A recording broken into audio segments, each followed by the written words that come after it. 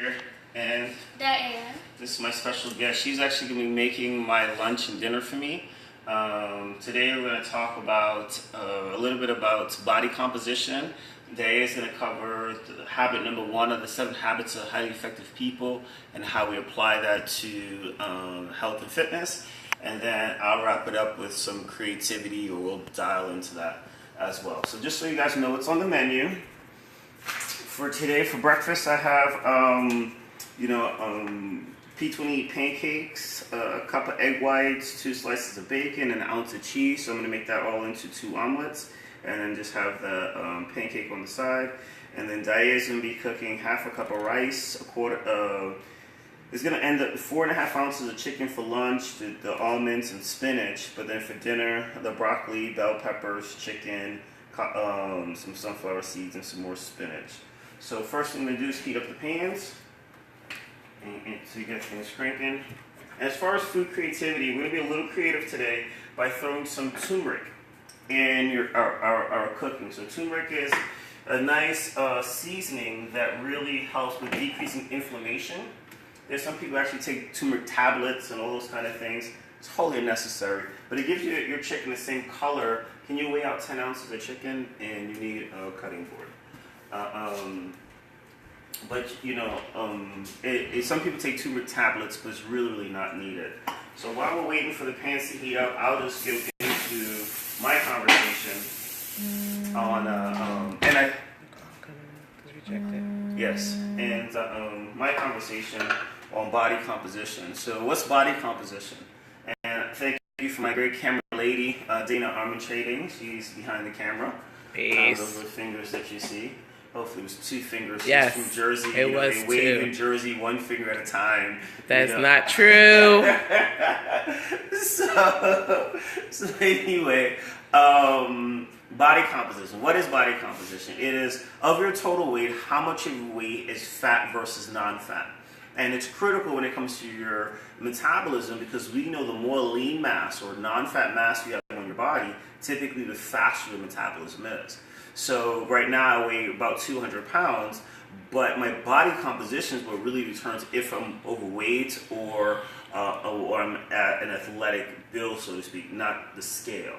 So my favorite way to take your body composition, that's 10 ounces? Oh, cool.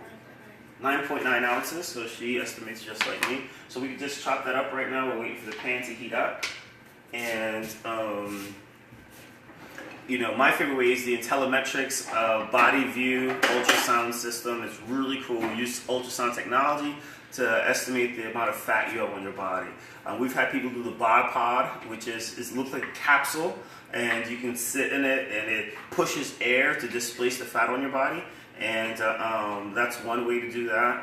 We're not buying a bod pod at Senior Fit, it's too expensive, but the base, for those who have access to the base at the Hawk Center, they actually have a bod pod there. I think Dell State has one as well. And then Go Hornets! You also have electric impedance is a method that you can use. So that's where you use those things you hold on to, and it shoots an electron throughout your body. That is skewed based on hydration though. So the name of the game with that is ensure that your hydration is intact before you use something like that, or at least you have the same level of hydration. It is really important for those who exercise 4 to 5 times a day that you do click the athletic button. 4 or 5 times a week, yeah, not per day. Those who exercise 4 to 5 times per week, that you do click the athletic mode versus the non-athletic mold in there. If not, it'll estimate that you're at a higher body fat percentage. Why is this pan not getting hot? Because it's not on the wrong one. Oh, I'm cooking the rice. That's funny. Yeah. So important to do your temperature checks before it's too late and you burn the rice. But so what I'm going to do here really quick, and I'll come back to body comp. Since my chicken's already cooked, we barbecue chicken, or cooked it on the grill, I should say. Grilled chicken on Sunday. I'm going to throw the turmeric in. We're going to dice up some scallions and some peppers to start getting some of that flavor profile in. It's one of those things where if you season it and you just throw it on the pan, it can create a weird texture. It's like curry where you have to cook the flavor in. So my little cheat, since we're going to get this done in like 20 minutes, is to just cook it into the spray oil that we do, and it'll help with the flavor. in there. So I'll just throw some of that in here. And this goes to our food creativity. Like, how do we mix it up? We throw that in there. And we're going to add in some smoked paprika. Where are you? There you go. Anytime you do like these, I would say Indian type flavors, these two marry really, really well together.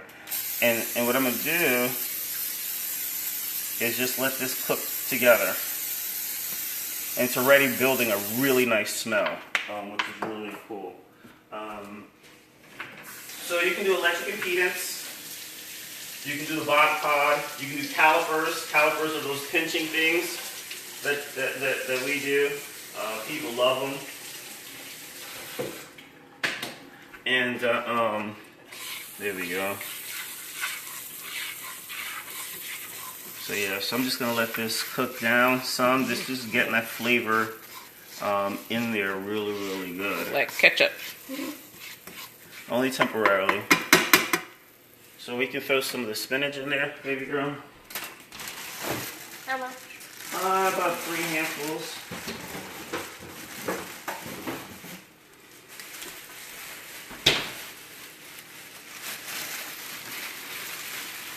Throw 2 scallions in there.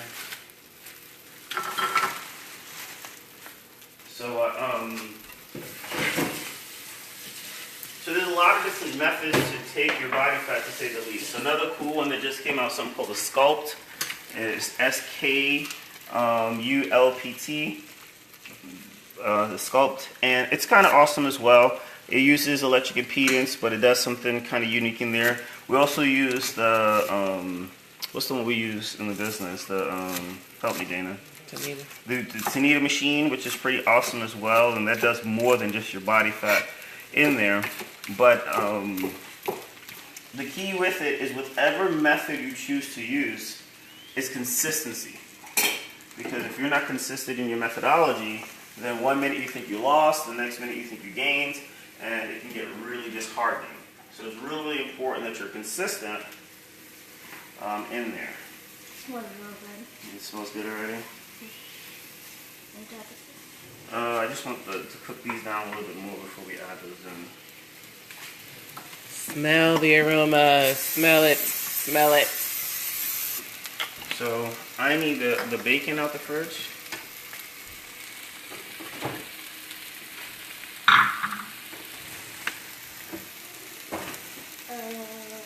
How much rice? I get half a cup of rice.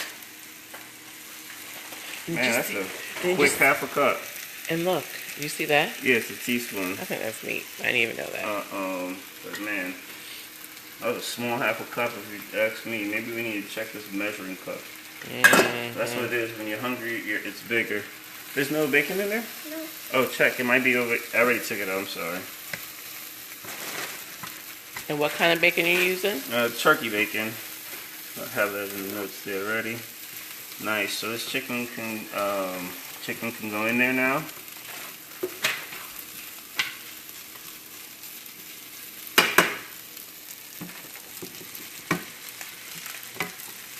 Sweet.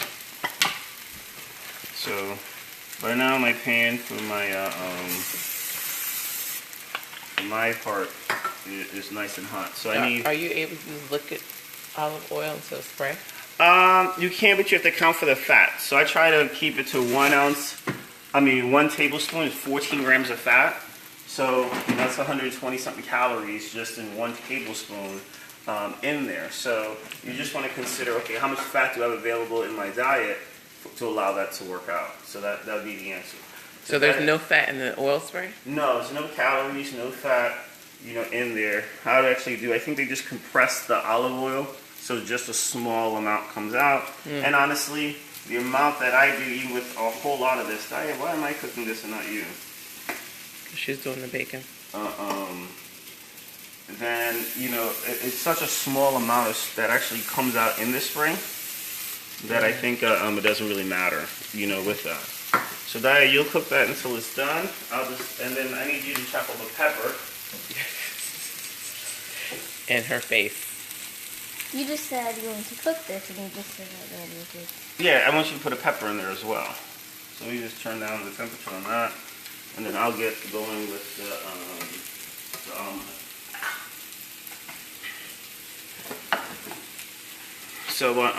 So that's body composition.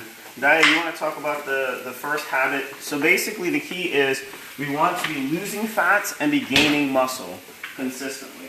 And even if your goal is to get bigger, yes, there's you want to gain, you're going to gain a little bit of fat along the journey if you're trying to gain some weight, but we want to control the fat, and that's the reason why we measure it on a consistent basis. At a minimum, I would say once a month is a good measurement, at a minimum, just to make sure you're moving in the right direction.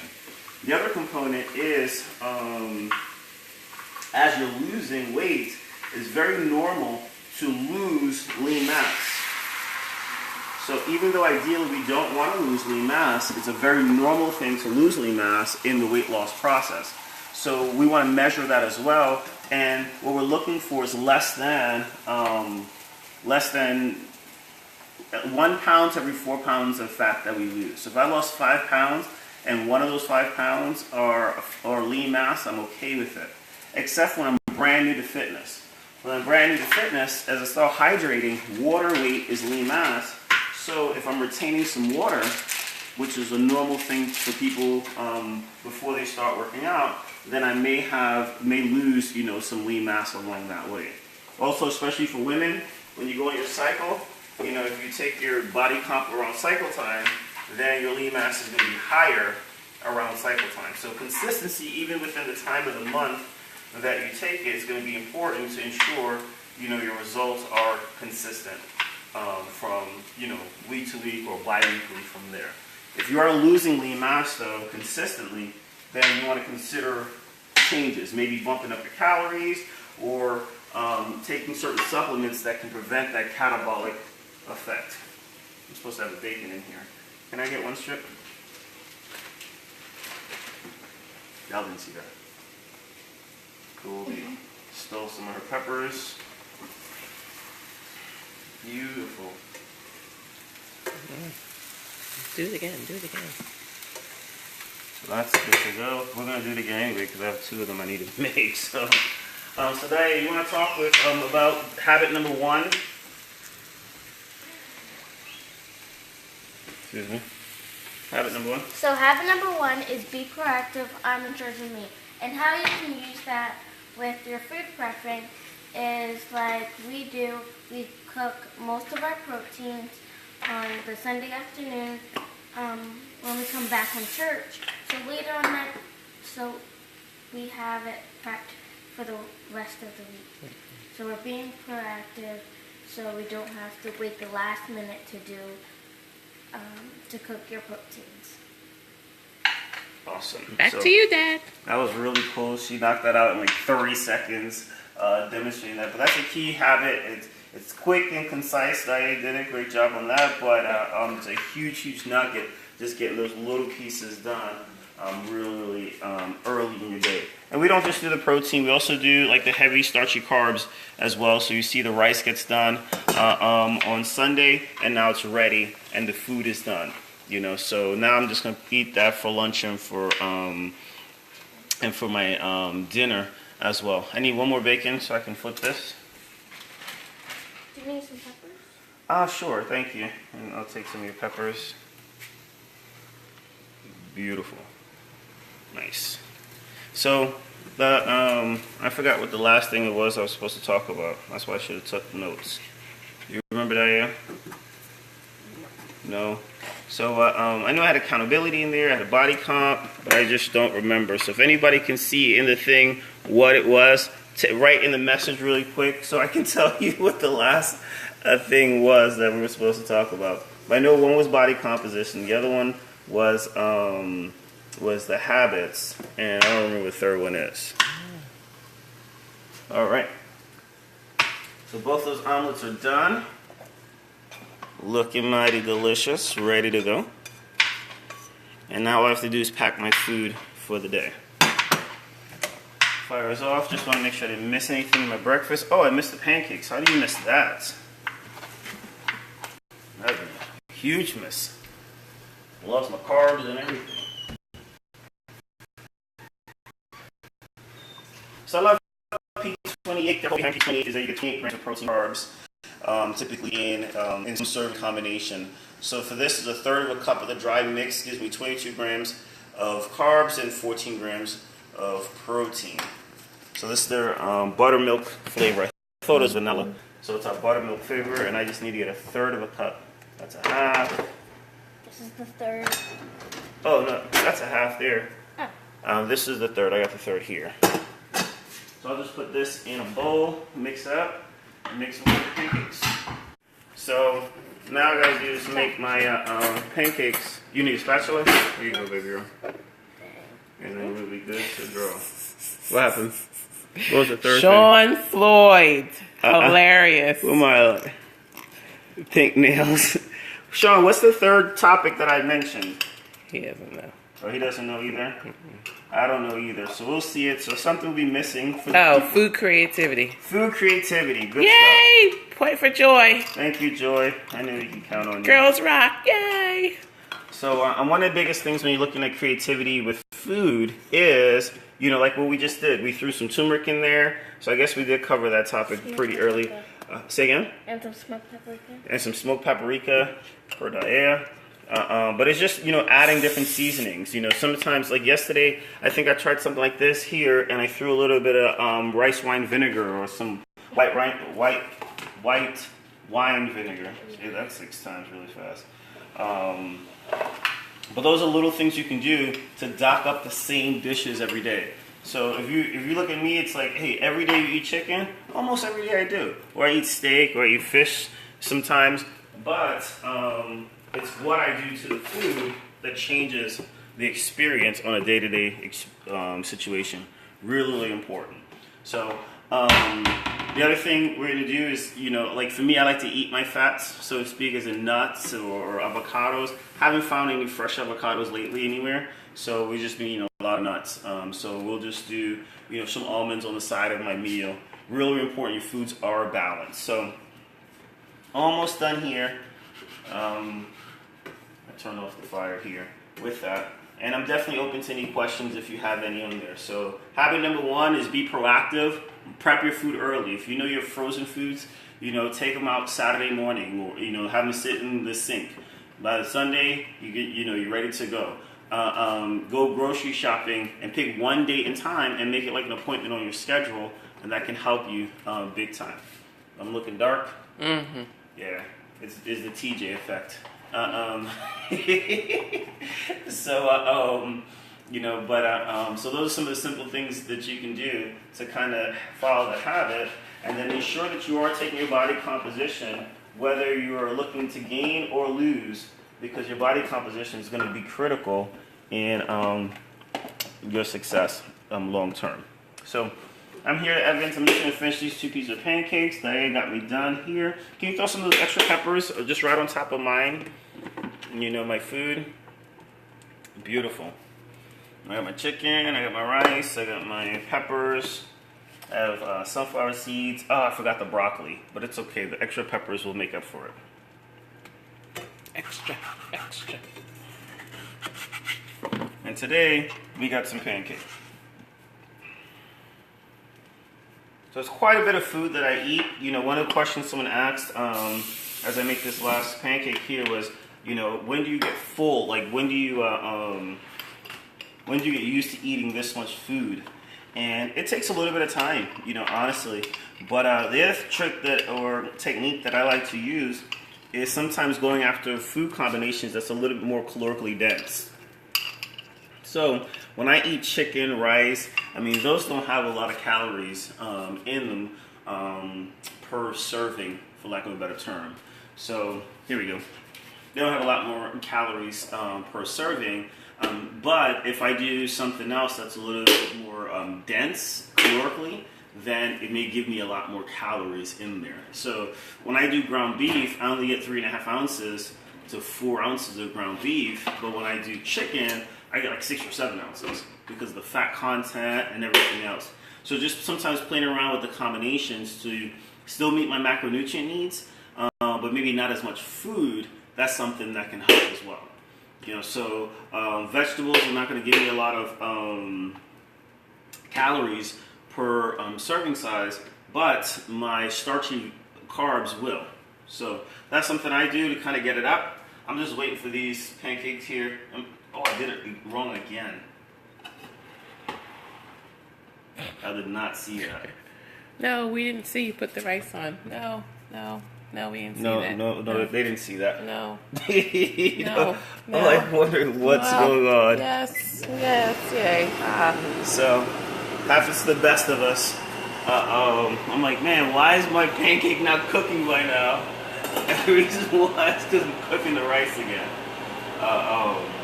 So we'll be done in a second. It should have been done already. But thank you, Miss Daya, for coming on our show. She's going to be teaching all 7 habits of the highly effective people and how we can apply it to both nutrition and exercise from a day-to-day basis. And again, I'm Evans here at Senior Fit. Talk to you soon and have a wonderful day.